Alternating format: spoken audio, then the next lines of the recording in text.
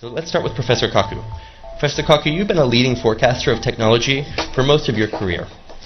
What do you think about the digital revolution that we've seen so far? Where is it going, and how might it interact with other forms of technological revolution in science, such as biotechnology?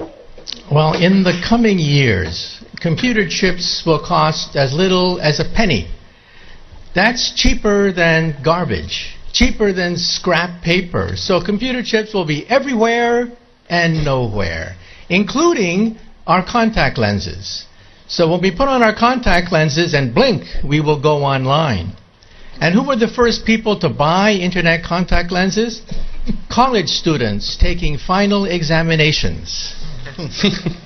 This means that my students will blink, and they will not have to memorize all the things I've been talking about. This is going to revolutionize education, because we cannot force students to memorize things that they can simply blink and get. And then if you feel sick, you will blink and see RoboDoc. RoboDoc is artificially intelligent, talks to you in plain English or Russian or whatever, speaks any language, accesses the entire internet for sound medical advice, almost for free. This is going to revolutionize the medical establishment. We'll still have doctors, but doctors will use RoboDoc as an aid. And if you're in a car accident in a foreign country, you don't speak the language, you'll talk to your wristwatch and talk to RoboLawyer. RoboLawyer understands the law in any country, in any language. In fact, I personally believe that artificial intelligence, the robotics industry, will eventually become bigger than the automobile industry of today, because your automobile will become a robot. You will talk to it. You will argue with it.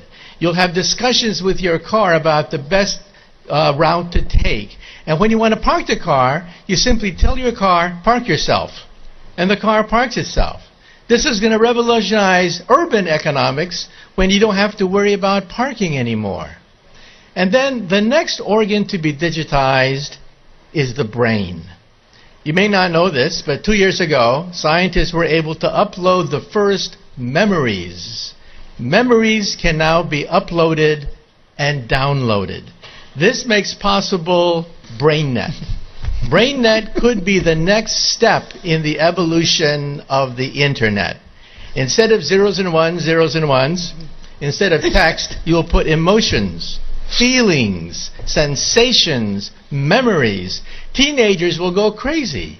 Teenagers put happy faces at the end of every sentence. Why bother to do that when you can put the emotion of your first dance, your first kiss, your first whatever, right there on the internet? And so in the future, when you walk into a room, you will mentally command the internet. You'll take dictation mentally. You'll turn things on, turn things off, communicate with other people. People will think of you as a wizard of some sort, mentally communicating with everything around you. That's BrainNet. And then biotech is being digitized now. We can create a human body shop. We can create from your own cells, so there's no rejection mechanism. We can create skin, bone, cartilage, noses, ears, blood vessels, heart valves, bladders. Complete windpipes can be grown in the laboratory. The next organ to be grown, by the way, is the liver. So for all you alcoholics in the audience, take heart. We may be able to grow your next liver. So even the economy is now being digitized into something I call perfect capitalism. You see, capitalism is based on supply and demand. But you don't know who's cheating you when you buy something. You don't know what the profit margin is. In the future, your contact lens will scan everything in a store, tell you who's cheating you, tell you who has the best product, what is the profit margin on every single thing that you can scan with your contact lens. And so capitalism becomes perfect. Perfect supply and demand. This means that there are winners and losers. The losers will be middlemen. Because why did Amazon become so big? Why did Airbnb? Why did Uber become so quickly so large? Because they digitized the middlemen. So I tell my friends, if you want to become a billionaire,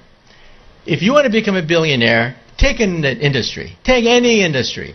Write down all the places where there's friction, where there is middlemen, where there's obstruction, where there's frustration. List all the places in any industry, digitize it, and you too could become another Amazon founder. Thank you, Professor. In good futurism, that is a future with both inspires and terrifies.